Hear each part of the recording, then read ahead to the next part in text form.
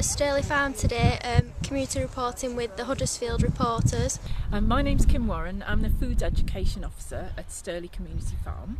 And Stirley Community Farm is run by Yorkshire Wildlife Trust, and we're bordered by Newsome. We came up with the idea of restoring all the wildlife on the land around here on a much bigger scale, and then we thought, well, the only way we can do that is with volunteers, so we thought what we need to do is turn it into a community farm rather than just a nature reserve. Every Tuesday we have a volunteer work day which runs between 10 and 4 o'clock, and people come along and they help out on the farm doing either jobs to do with general farm maintenance, or perhaps with renovation of the buildings, and we generally have a team of people working out in the vegetable garden as well. It's a very varied project. That's one of the things that makes it so interesting and exciting. We could be doing fencing, barn renovation, gardening, planting trees, the list goes on. I'm a student at Kirklees College.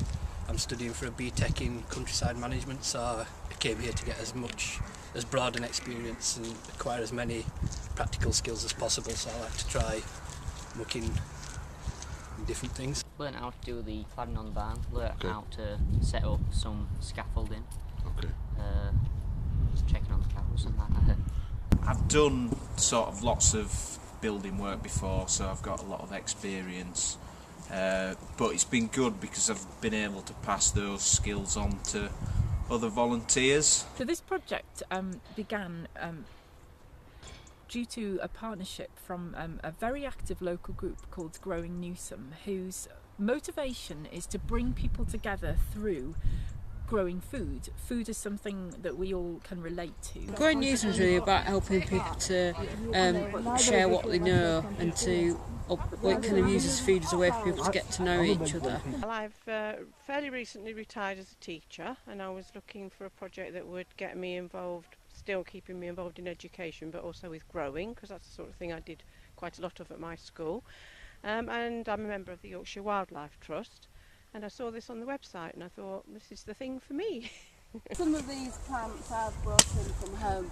Making some staggered hedging to protect the trees and shrubs from the main wind, the prevailing winds to my left here. What was the tool you were using there to cut the trees? A bill hook.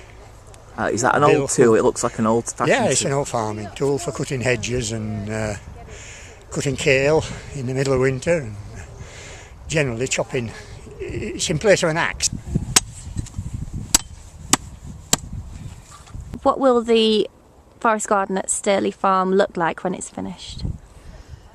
It's usually a bit of a chaotic bundle of different plants, all at different structures, different heights of plants.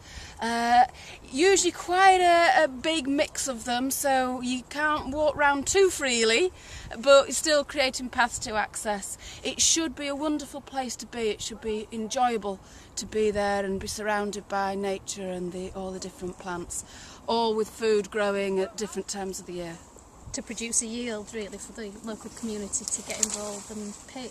This is salad, which is still going strong despite the fact that it's nearly the end of November, which is amazing because you would normally expect it all to have died by now.